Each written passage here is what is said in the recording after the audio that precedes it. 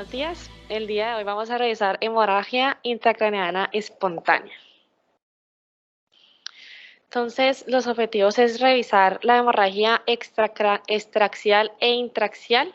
En la hemorragia extraxial vamos a tener como principal componente la hemorragia subaracnoidea espontánea y en la intraxial la hemorragia intraparencomatosa espontánea. Entonces, en esta primera parte vamos a revisar la hemorragia extraxial. Entonces, empezamos con que la hemorragia intraxial, pues el principal componente es la hemorragia subaracnoidea. La hemorragia subaracnoidea espontánea, no traumática, el 85% de su etiología es aneurismática, generalmente arterial. En un 10% se puede ver una no aneurismática por un origen venoso y también se puede ver por una disección arterial y apoplejía hipofisiaria en un menor rango. Vemos que el lugar principal donde se ubican los aneurismas lo vamos a encontrar en la bifurcación de la arteria comunicante anterior. Recordemos que los aneurismas generalmente se hacen en las bifurcaciones porque es donde más flujo turbulento hay y lo vamos a encontrar en esta ubicación en un 40%. Los otros sitios más comunes donde se presentan los aneurismas van a ser en la bifurcación de la arteria cerebral media y en la bifurcación de la arteria comunicante posterior. Entonces, la arteria cerebral media lo vamos a encontrar en un 30 o un 35% y en la arteria comunicante posterior en un 20 o un 25%.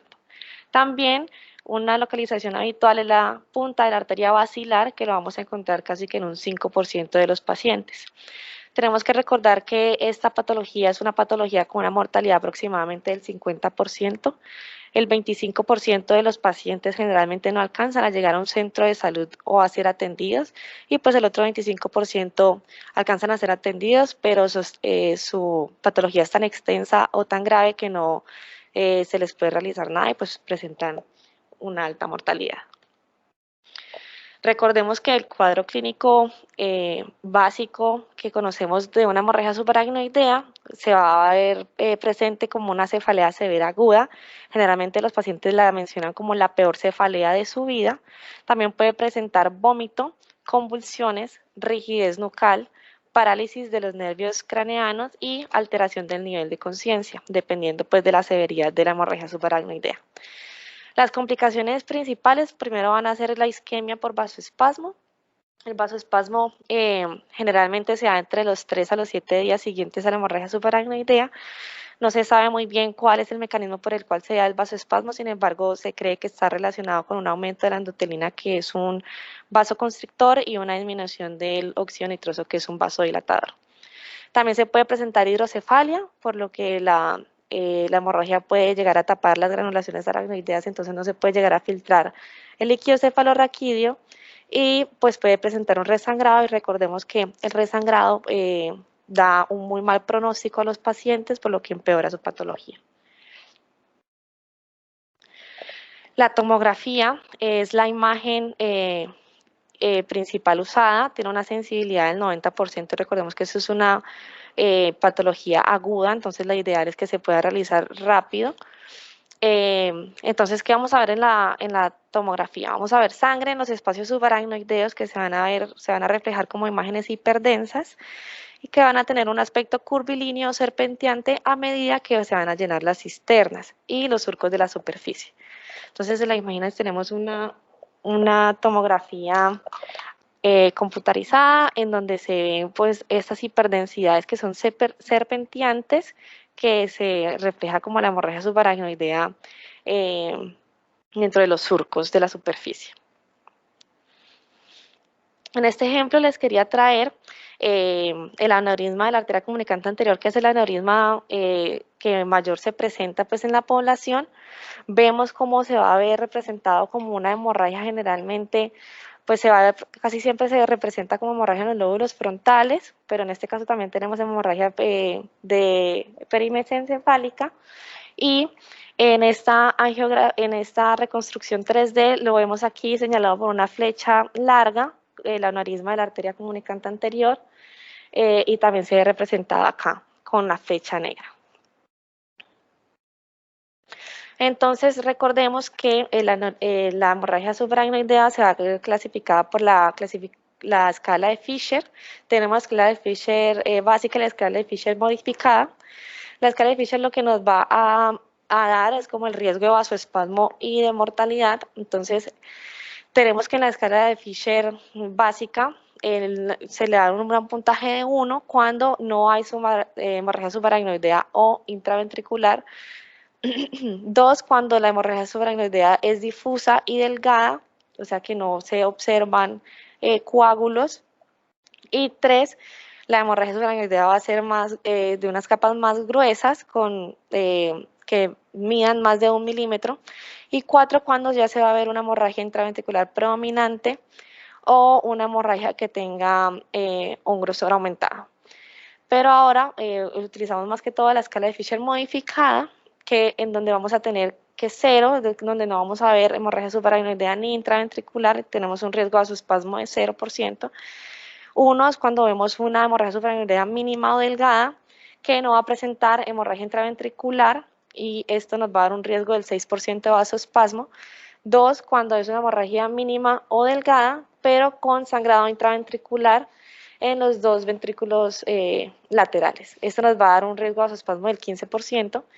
3, tenemos una hemorragia subaracnoidea gruesa y no va a tener representación en los ventrículos. Esto nos va a dar un riesgo de vasoespasmo del 35%. Y 4, cuando tenemos una hemorragia gruesa que compromete los ventrículos y va a tener un riesgo de vasoespasmo similar al anterior.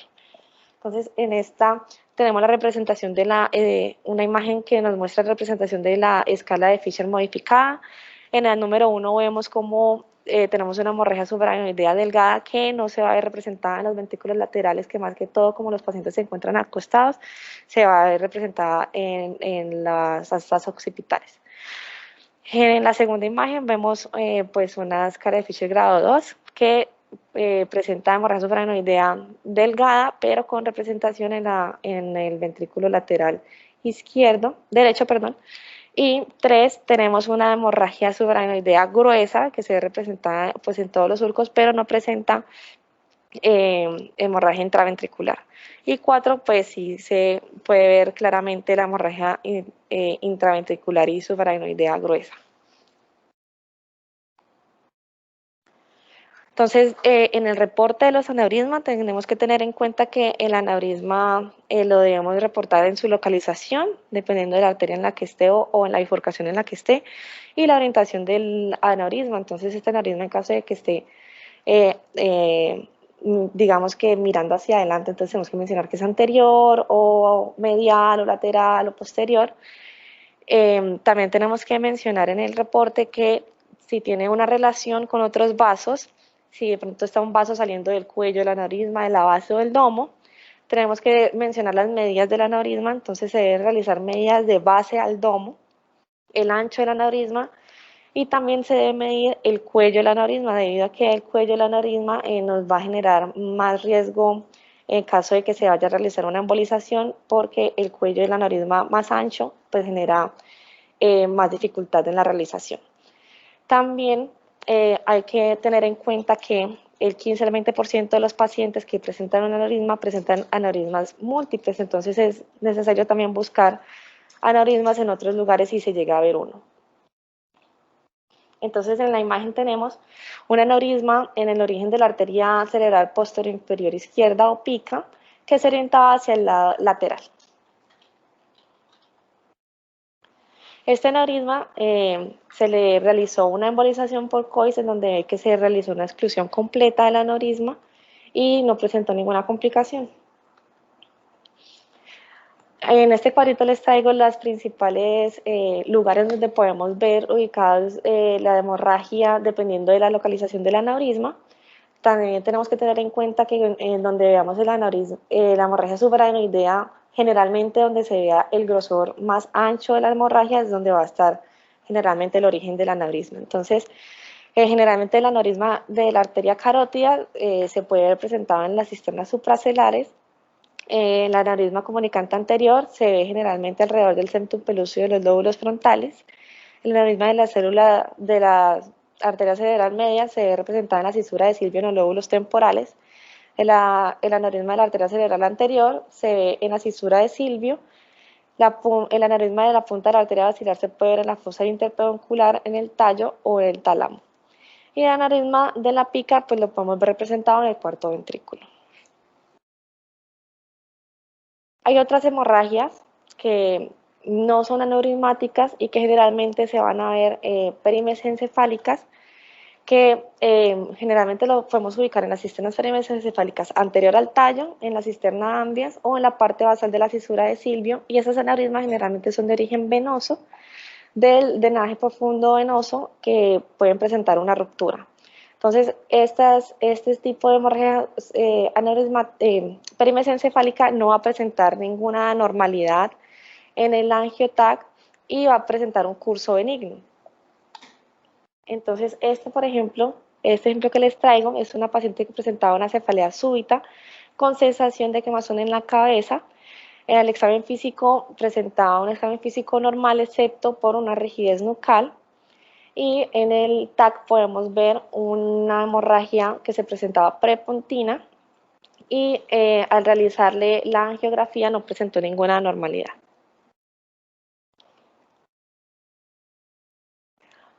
Recordando otras hemorragias subaracnoideas, entonces también tenemos esta hemorragia subaracnoidea parietal izquierda, que se ve muy cortical.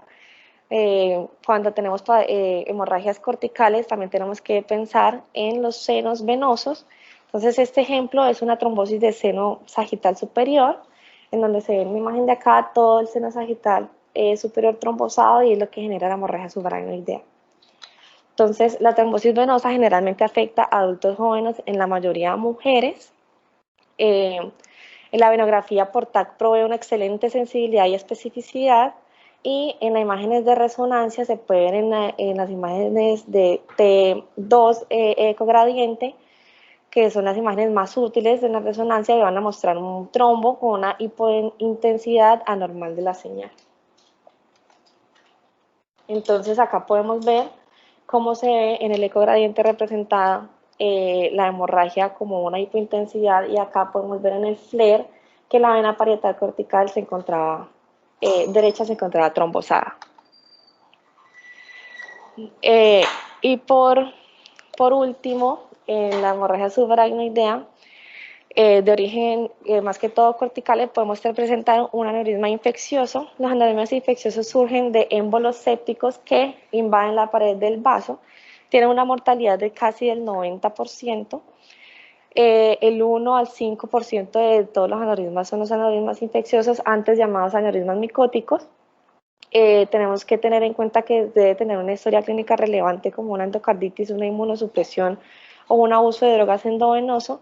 La localización generalmente es periférica, por lo cual esto va a generar una hemorragia subaracnoidea cortical, y pues generalmente es por lo que es de característico embólico, pues se van a presentar múltiples aneurismas infecciosos. Entonces siempre también en esta ocasión mirar la historia clínica del paciente, y si encuentra el aneurisma, tratar de buscar otros aneurismas, por lo que puede ser por embolización, y lo vamos a ver representado como una hemorragia subaracnoidea cortical. Y dentro de las hemorragias intracraneales espontáneas también podemos tener hemorragias epidurales y subdurales. La hemorragia epidural es muy rara, está asociada con desórdenes hematológicos, infecciones craneofaciales como la mastoiditis o la sinusitis esfenoidal, trombosis de los senos venosos, infartos óseos y lesión vascular del cráneo. Y la hemorragia subdural, el 5% de los no traumáticos de las hemorragias subdurales van a ser espontáneas. Puede ser que se realice por una depresión del líquido cefalorraquídeo o una hipotensión intracraneal, y también se puede dar en una deshidratación hiponatrémica, en los desórdenes de la coagulación y las trombosis de seno venoso y meningitis. Entonces hay que tener esto en cuenta en caso de que veamos también una hemorragia epidural, cuando no veamos una fractura asociada, y en una hemorragia subdural. Esta fue la bibliografía que utilicé para el día de la revisión del día de hoy. Muchas gracias.